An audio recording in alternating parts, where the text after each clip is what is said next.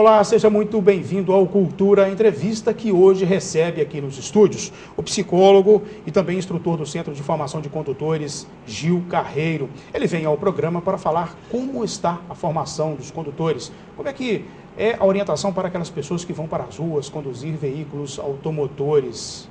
E a questão da gentileza, será que é possível consertar quem é que não teve aquela devida educação lá no berço, lá em casa, para depois sair para as ruas e ter um pouco mais de educação com as pessoas, um pouco mais de gentileza, e aí reduzir aquele conflito que nós estamos acostumados a ver no trânsito?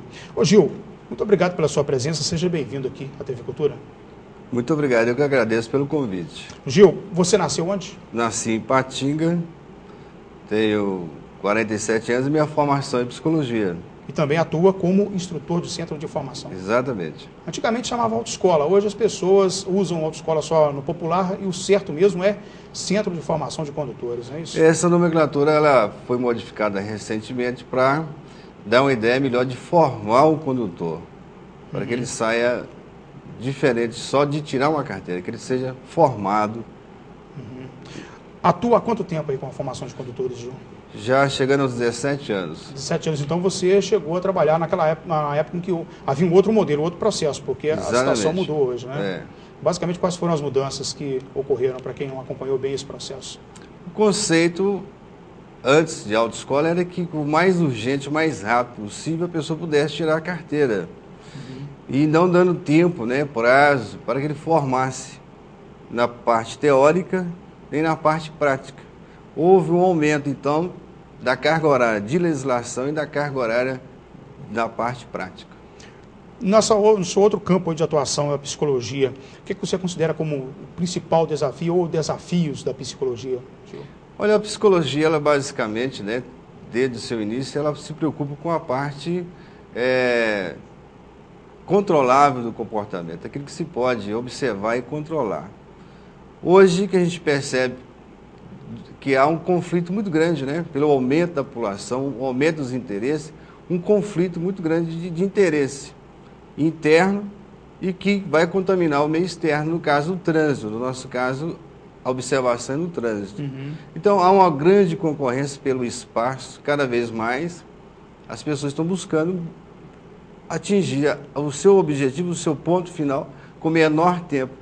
E com isso há um grande conflito e as consequências são os acidentes automobilísticos. Como é que é a aplicação aí desses conceitos da psicologia nessa questão da formação dos condutores? Olha, a psicologia, ela vem na formação, ela começa com o teste psicotécnico, onde que há uma avaliação a nível psicológico, mental e físico, e há uma avaliação ali, onde que o profissional psicólogo vai avaliar como que está o índice, né, de agressividade ou não do candidato. E juntamente com o teste físico, para que ele possa, então, conduzir o veículo de uma maneira mais segura e com menos acidente. E há muitas pessoas que não conseguem, de fato, aprender a dirigir? A minoria, muito pouco. A maioria consegue tirar a carteira. Porque o treinamento pode ser por pouco tempo ou por um período maior. Cada pessoa vai exigir um tempo. O tempo dela pode ser um tempo de apenas uma carga mínima ou pode estender, mas no geral todos conseguem tirar a carteira. Inclusive essas pessoas que no passado tiveram alguma situação traumática, quer dizer, tomam medo, um tremendo medo de entrar dentro do carro. Exato. Quando as pessoas têm esse medo, essa fobia de conduzir o veículo, pode ser por um evento traumático, pode ser por um acidente, pode ser por uma condução errada de outra pessoa, ter sofrido um acidente no trânsito, né? ou ele conduzindo errado, ou ele sendo atropelado. Com isso surge esse trauma, esse medo de dirigir. Mas a gente consegue trabalhar e fazer com que a pessoa consiga dirigir. Ela mesmo com medo, ela supera, a maioria delas supera e consegue dirigir. Agora, atualmente, quantas aulas ou horas aula se exige para uma pessoa fazer os testes finais de habilitação? Na legislação são 45 horas aulas. 45. Na direção são 20 horas aulas. A prova de legislação são 30 questões e se exige 21 questões de acerto. Na direção exige que a pessoa tenha o mínimo de erro possível, né? que seja computado o mínimo de erro possível para que ele possa tirar a carteira. Agora, recentemente, em Patinga, foi anunciado que a prova passa a ser feita no computador. A prova ficou eletrônica. Antigamente era no papel, né? E agora passa a ser eletrônica. Uma boa mudança, modernização? É uma modernização é sempre bem-vinda. Porém, existe o pré-requisito mínimo que a pessoa obtenha a CNH é que ele saiba ler e escrever. Então, vai haver muitas pessoas que vai ter que treinar na autoescola como trabalhar com o computador, com a máquina. Mas é um processo simples.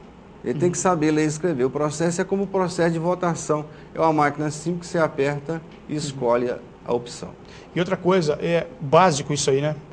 Ler e interpretar a pergunta, porque senão não consegue responder nada. Correto. Não é só na questão da legislação. Em qualquer outra prova precisa ler e interpretar, não é isso? Correto. Ok. E o pessoal que está na sala de aula hoje, já está sendo preparado para fazer a prova eletrônica? A prova eletrônica ainda não está instalada ainda oficialmente. Ela já está, bem breve ela vai ter. E toda a autoescola já está equipada com o aparelho, com o mesmo que a pessoa vai fazer a prova. Então ele vai ser treinado primeiro e vai fazer a prova depois, quando houver, já vai treinado. E quando nós falamos aqui em prova eletrônica, aparelho, coisa e tal, na prática é um terminal de computador, né? É um terminal de computador. A maioria das pessoas já estão aí habilitadas, já estão acostumadas com o computador e não deve ter maiores dificuldades. Inclusive vai aumentar o anúncio da delegacia de polícia ou da Seretran que aumente o número de provas por mês. Também havia necessidade realmente desse aumento? O número de vagas, o que a polícia, né, consegue atender, ela é inferior à quantidade de candidatos. Também é difícil atender, porque hoje a carteira, né, de habilitação é um documento muito importante, porque ninguém quer ser pego sem CNH. E como o automóvel é o que se há de melhor, né, para se locomover com mais rapidez e imediatismo, todo mundo quer tirar a CNH. Então sobrecarrega, não tem como atender de uma vez. Mas a delegacia consegue fazer um bom trabalho, dentro das limitações que ela tem lá. Ok. Bom, nós vamos agora a um rápido intervalo, nós voltamos em 1 minuto com essa conversa aqui com Gil Carreiro, que é instrutor do Centro de Formação de Condutores e também psicólogo. 1 minuto só para o intervalo.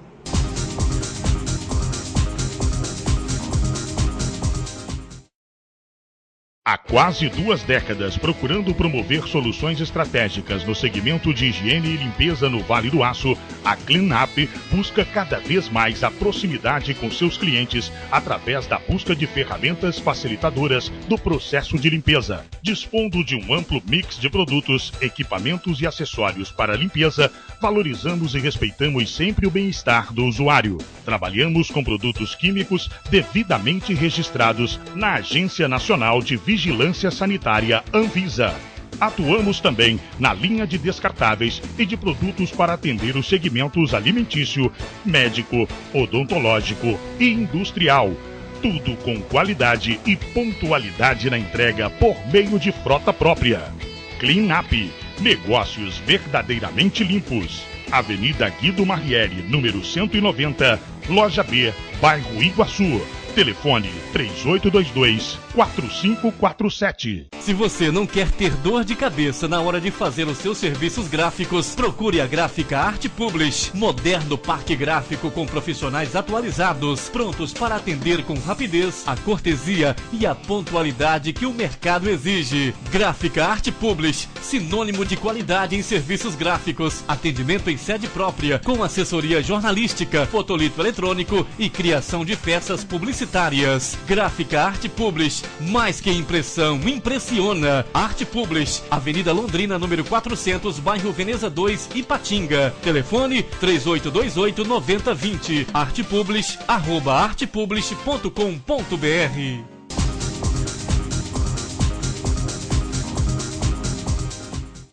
Estamos de volta com Cultura Entrevista, que hoje recebe o psicólogo Gil Carreiro, também instrutor do Centro de Formação de Condutores. Eu quero lembrar aqui o contato do programa, entrevista@tvculturavaledoaço.com.br.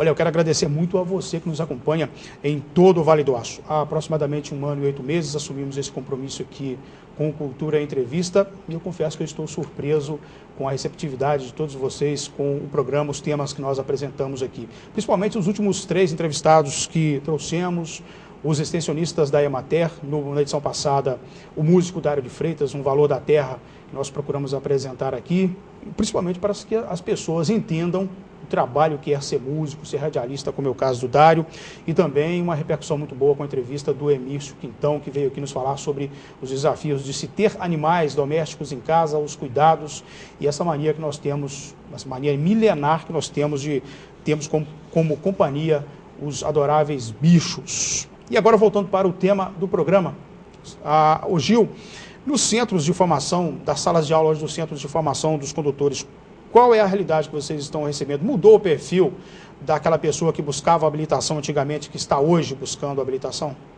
Hoje o que se vê na sala de aula de legislação é cada vez mais um público jovem. Há mais jovens buscando habilitação do que no passado. E também há mais mulheres buscando habilitação do que homens. Hoje, praticamente há mais mulheres na autoescola do que homens.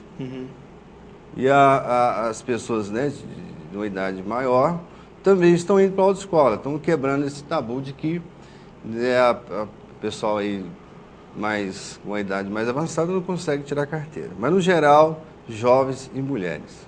É interessante que, quando você recebe lá no Jornal Diário do Aço, onde nós trabalhamos, toda semana é divulgada uma lista de oportunidades de emprego, e essa lista é enviada pelo Sistema Nacional de Emprego, as agências do Cine aqui na região. Muito frequentemente aparece lá como requisito para ocupar aquela vaga ter carteira de habilitação. É isso mesmo? As pessoas precisam hoje tirar a habilitação, independentemente da profissão, para garantir uma vaga de emprego? Correto. Cada vez mais o mercado exige que a pessoa tenha habilitação. E porque o meio de transporte mais rápido, né, o automóvel particular, vai oferecer para uma família ou para a empresa um meio mais rápido, né, de trazer seu objetivo. Quer dizer, não é só uma necessidade pessoal, hoje é uma necessidade profissional também. Exatamente. Ô Gil, e lidar com os jovens, com a população mais jovem? Nós sabemos que, via de regra, os jovens são bastante ansiosos, né? Ansiedade é uma coisa que não combina com trânsito, com o volante de jeito nenhum. Como é que vocês tratam essa questão da sala de aula? A ansiedade, ela combina com pouca coisa, na verdade, né? E para aprender, dificulta. Aí aprender a dirigir, o que acontece é que na parte de legislação, a maioria se sente um pouco mais tranquila, porque ela estuda e ela vai prestar a prova. Existe ansiedade, alguns não conseguem de primeira vez.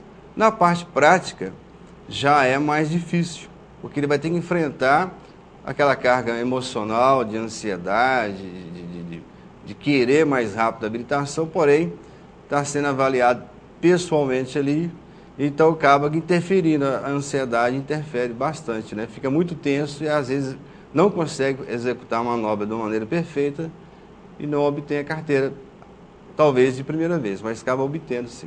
Mas aí tem que retornar à sala, fazer uma nova carga de horas aula para voltar a fazer o exame de rua, não é isso? Exatamente, ele tem que voltar à sala de aula, tem que estudar, ou na prática, ele tem que voltar a fazer aula, então prestar novo exame. Ô Gil, essas pessoas na sala, quando tem que voltar para a sala de aula do centro de formação, o que é aplicado para elas? O que elas fazem lá? As pessoas que estão passando para a reciclagem. Os condutores infratores que têm que fazer o curso de reciclagem vão assistir às aulas do Código de Trânsito Brasileiro, que prevê a parte de legislação, regra de circulação, primeiros socorros e convívio social. Né? São as matérias normais do curso, eles vão assistir essas matérias aí. O que é essa aula de convívio social? O convívio social vai trazer como que a pessoa, né, o convívio no trânsito vai trazer uma harmonia no trânsito. Como, por exemplo, obedecer à regra de trânsito. Que é a faixa de pedestre. A faixa de pedestre, por exemplo. 1,5 metro de distância do ciclista. 1,5 metro da distância do ciclista. Não buzinar onde que não deve buzinar. Não aumentar a velocidade onde que não se deve aumentar. Obedecer às faixas de ultrapassagem, permissão ou não. Ele vai rever esses conceitos. Quer dizer, praticamente é como se estivesse fazendo a primeira vez as aulas para tirar a habilitação? Não existe uma diferença muito grande. É a mesma coisa, é a mesma regra. Porém, se uma vez que ele quebrou, ele vai voltar a rever os mesmos conceitos que ele havia quebrado anteriormente. Tá. Voltando aí à preparação, então, das pessoas, é preciso ter autoconfiança para dirigir. Isso aí não tem a menor dúvida. Se não concordar, pode explicar também. Mas, enfim, o excesso de autoconfiança é um risco na condução de veículos? Olha, a autoconfiança o condutor tem que ter. Uma vez que ele estudou a regra, ele entende o que é uma parada obrigatória. Então ele tem que confiar que o outro vai parar e ele vai seguir em frente. No entanto, o que se espera dos condutores é isto. Porém, o que a gente ensina na sala de aula e na prática, que o ser humano é um ser humano que existe um lado falha, ele erra, ele falha. Então, apesar da regra não ultrapassar, parar na parada e cruzamento, eu tenho que, junto com o outro, observar a situação. Então eu tenho que ter autoconfiança que a regra vale para todos, mas eu não posso, de fato, esperar que o outro vai obedecer a regra. Eu tenho que achar que ele vai obedecer, mas eu tenho que me precaver que se ele falhar, eu tenho que ter algum recurso. Ô Gil, gentileza no trânsito. Já o ditado, né, que gentileza gera gentileza. Então, às vezes, quando você para com o pedestre, você está usando a gentileza. Então, ele agradece também com gentileza. E algumas vezes, algumas situações da faixa de pedestre, que agora é uma situação nova para Ipatinga, você vê que alguns carros param, outros carros não param, outros carros param bruscamente, que com o trânsito está seguindo, quem está atrás às vezes não está esperando. E às vezes há algumas colisões.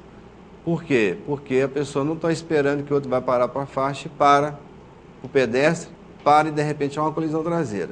Sobre um parênteses aí na sua explicação, para os motoristas que nos acompanham, é que, a exemplo do que ocorre em Coronel Fabriciano, que não parar em faixa de pedestre dá multa, a multa lá em Fabriciano é aplicada pelo agente municipal de trânsito, em Ipatinga também há policiais de trânsito em alguns pontos estratégicos que aplicam multas se perceberem que algum veículo não parou na faixa de pedestre, principalmente na região ali da Avenida Macapá, no centro de Ipatinga, na Zita de Oliveira. Então é bom que as pessoas fiquem atentas para essa possibilidade inclusive do que o Gil falou, de que o carro que vai à frente vai parar, pode parar bruscamente para um pedestre para evitar uma multa até, e mesmo para obedecer, é uma questão de obedecer à lei, e aí vir atrás provocar uma colisão. Você acredita que é possível ter um trânsito de fato humanizado? Porque o trânsito humano está presente em todas as campanhas de trânsito. A questão da gentileza é presente em todas as campanhas de trânsito. Você acredita nisso, no trânsito humanizado? Olha, eu acredito. Mas eu acredito que quem tem que mudar não é o trânsito. Porque o trânsito é composto pela via, pelo veículo e pelo homem que está lá dentro. Então, o homem é que tem que ser humanizado. O trânsito seria o uso adequado, pelo homem seria humanizado. Então, nós percebemos em Ipatinga que as vias são bem sinalizadas, a frota de carro está muito bem renovada, mas esse sujeito que conduz esse veículo é que precisa ser humanizado. E essa humanização ainda não começa no Centro de Formação de Condutores. Passa por lá, mas já começa, então, desde a infância, desde a adolescência e a fase adulta, que ele já tem a prática de se tornar humano aquilo que ele vai fazer.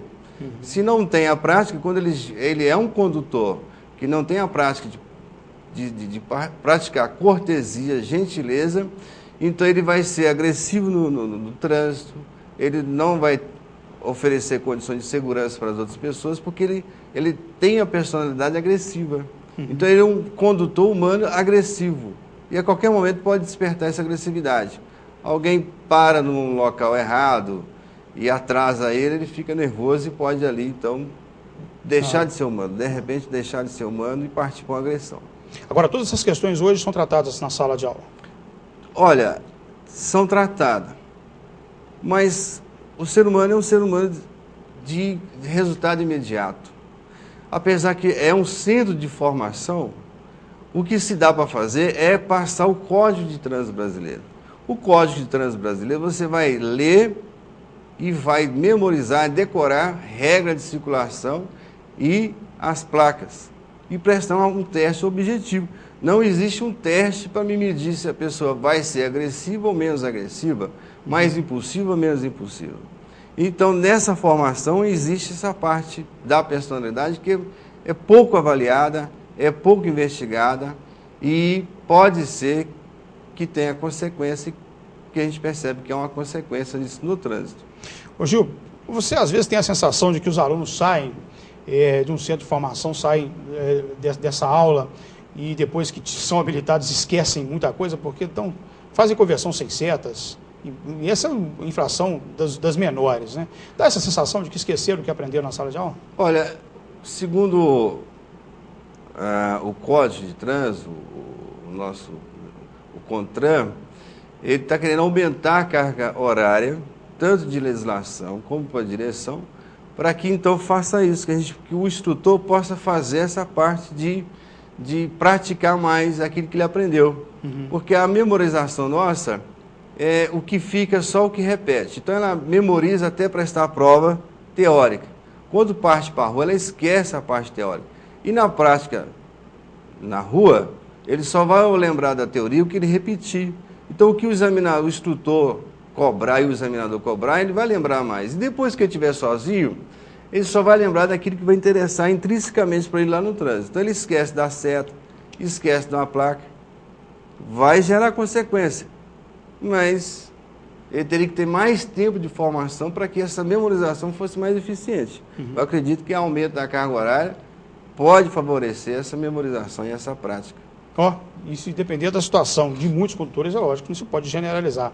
Nós conhecemos muitos condutores que cumprem fielmente o Código de Trânsito, faz tudo bacaninha ali, na seta, obedece a sinalização, para na faixa de pedestres, estaciona da forma devida, nas esquinas, inclusive, é bom lembrar isso. As pessoas fazem uma confusão enorme da distância que se tem que parar nas esquinas. Não é isso? Como é que é essa questão, Gil? Olha, existe que o Código traz, o livrinho traz, em relação à direção defensiva e corretiva, ou preventiva, é exatamente um dos itens, parar o carro na esquina.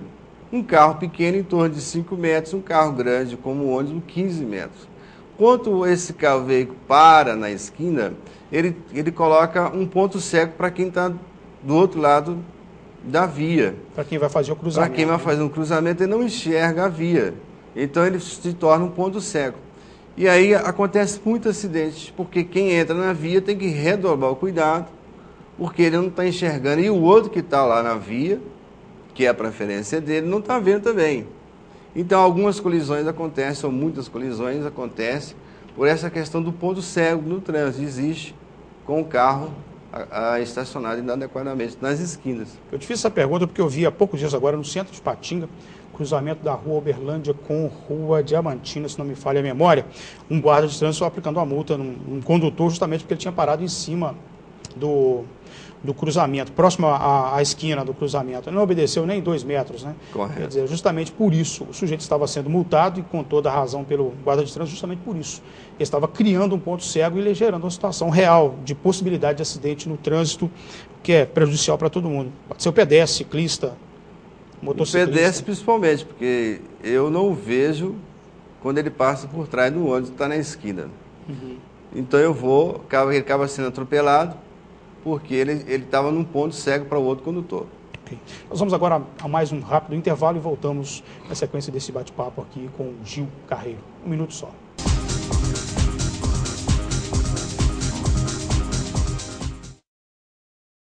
Não apague o sorriso de quem cuida da nossa cidade. Nossos agentes ambientais pedem a sua colaboração. Descarte seringas, cacos de vidros, espetos de churrasco, pregos e latas de conservas com os devidos cuidados. Embale-os antes do descarte. A gente cuidando da nossa cidade sem acidentes. Coleta Segura, o seu jeito de cuidar dos agentes ambientais. Vital Engenharia Ambiental. Fique bem informado com o Diário do Aço, o jornal de maior circulação em toda a região.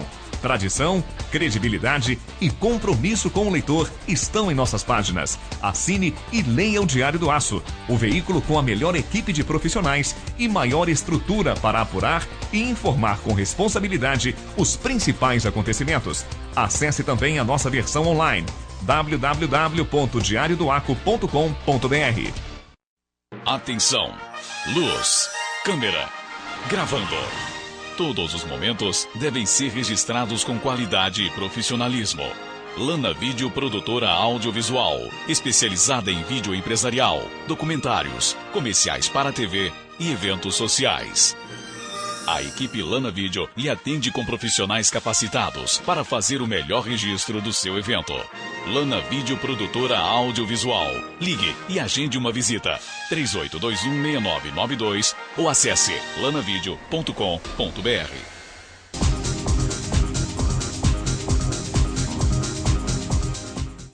Muito bem, nós estamos de volta no Cultura Entrevista.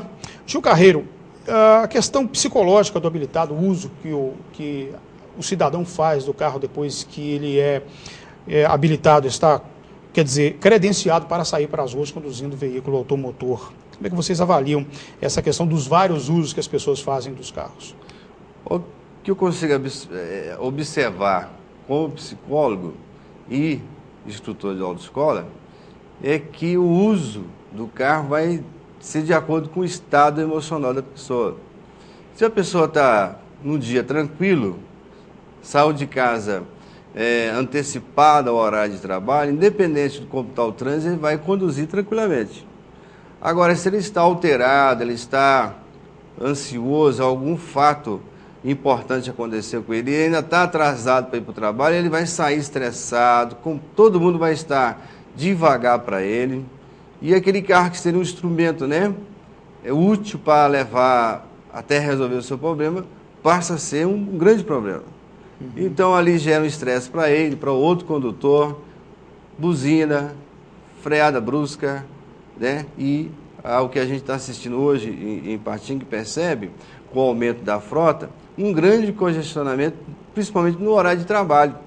Então a pessoa sai para o compromisso, sai atrasada, congestionando a via e fica tensa porque vai chegar atrasada até o seu trabalho. Quer dizer, pela manhã, às 7 horas, a entrada e saída das empresas. Correto. Meio-dia, hora do almoço, já começa a dar um tumulto. À tarde, vira um caos. À tarde é um caos que tem o trabalhador e tem o escolar. O estudante que vai para a escola ou volta da escola. Exatamente. Então, há um grande tumulto. Em Patinga, precisa fazer uma reestruturação dessa situação do trânsito, porque alguns momentos, alguns picos, nós estamos chegando a algumas situações que tem nas grandes metrópoles. Não é a nossa situação ainda, mas está chegando. Se a gente não tomar uma decisão, os poderes não tomar uma decisão, o trânsito vai engarrafar de uma maneira que vai demorar mais tempo ainda para o trânsito fluir, para escoar aquela quantidade de veículos. Dizem que em São Paulo a velocidade média em alguns períodos do dia é 10 km por hora, quer dizer, fica mais rápido se for de bicicleta, que uma bicicleta embaixada dá 25 km por hora. Então você imagina o estresse que não tem essa pessoa lá, com um compromisso urgente, ou com uma pessoa passando mal dentro do carro, ou com uma prova para ser feita, e o camarada vai ter que sair, né, 3, 4, 5 horas antes, para chegar a tempo no seu objetivo. Ô Gil, outra coisa também, é incrível, o SAMU com sirene aberta para socorrer pessoas na Avenida Pedro Linhares, aí próximo ao Horto, ninguém, ou quase ninguém, poucas pessoas saíram da frente. Quer dizer, veículos de emergência, o aluno é informado, eu fui informado quando fiz autoescola, que se aproximar um veículo com sirene aberta, ou seja da polícia, seja de ambulância, tem que abrir o espaço, se vira, vai para o acostamento, sobe no canteiro, mas tem que abrir o espaço. E é assim, existe um vídeo na internet que eu assisti agora há pouco tempo, um carro dos bombeiros na Alemanha, no autovia na Alemanha, e autovia na Alemanha é pista para 150 km por hora, todo mundo deu um jeito de sair, subiu nos canteiros, foi para barranco, foi para a beira da estrada e deixou a ambulância passar. E no Brasil, as pessoas ficam tranquilamente no trânsito. O que está acontecendo? Olha, é um fenômeno cultural. Existe uma cultura brasileira. O que não é comigo não me incomoda. Se é comigo, eu dou um jeito. Não é comigo, não me incomoda. Então, o terceiro não é comigo. Então, se há uma emergência, há uma ambulância e não é comigo o acidente, eu não me preocupo em sair fora. Na formação, existe um alerta, a indicação para que qualquer veículo que esteja em missão de socorro, vai ter a prioridade no trânsito. Mas na execução vai, então, aquela cultura da pessoa. Se eu não está me apertando, eu fico aonde que eu estou. Exatamente. E é fácil identificar um carro dos bombeiros, pelo retrovisor dá para ver perfeitamente um carro do SAMU. Eles têm, inclusive, inscrições escritas de trás para frente, porque no espelho você vê perfeitamente que é um carro de emergência que se aproxima. Olha, tem que se virar. E a Pedro Linhares Gomes tem espaço de escapatória, tem espaço, tem acostamento, tem o canteiro, em vários pontos, não é tão alto assim, daria para subir, deixar o carro de ambulância passar, carro do SAMU principalmente. SAMU, quando desloca, é porque tem alguém realmente correndo um risco muito grande. Né? Correto. Bombeiros também. Ô Gil, uma coisa mais recente agora, a partir de dezembro, a lei seca é extremamente rigorosa. Nós podemos falar sobre a lei seca e esse rigor, hein? Está sendo aplicada, né? E há um índice, né, de redução de acidente por causa em função disso. Da ingestão de álcool e conduzir o veículo. Antigamente as pessoas se preocupavam assim, ficavam preocupados quando iam ingerir bebida alcoólica e tinham que dirigir, sabiam que tinham que dirigir, haviam medo de elas se envolverem no acidente, provocarem um acidente e serem penalizadas. Hoje é o contrário, porque mesmo se ela não for responsável pelo acidente, alguém vem e bate na traseira, o guarda de trânsito vai chegar e vai aplicar o exame do tilômetro, independentemente de ser responsável ou não, aquela pessoa por ser a provocadora do acidente, não é isso? Alex, nem precisa envolver acidente. Se é uma pessoa conduzindo, se o guarda suspeitar que ele ingeriu bebida alcoólica, ele é parado, a medição, né, através do aparelho, e se constatar o teor alcoólico maior do que a lei, ele é detido, a sua carteira é recolhida, até que o delegado, a autoridade de trânsito, vá ajuizar ali o que ele tem que fazer. Não é só multa de R$2.000 aproximadamente, tem mais coisas. Quanto maior o teor alcoólico, aumenta essa pena, até ser um crime de trânsito. Quer dizer, vai responder o processo, deixar de ser réu primário? Isso. Uma situação complicada. Era necessário? É necessário, porque essa cultura brasileira, que enquanto não me penaliza o suficiente para que eu sinta, eu não tomo a providência. Infelizmente, ainda nós estamos mudando, mas há essa cultura que o que resolve para o brasileiro é a penalização. Então, uma multa maior, né, uma restrição maior do tempo de dirigir, isso faz com que o comportamento melhore. É o que a gente consegue perceber, que quanto maior a pena, mais há o respeito pela lei. Quer dizer, não é a mudança do comportamento como cidadão, é a mudança do comportamento pelo fato do bolso ser atingido. Né? Há o comportamento por essa situação.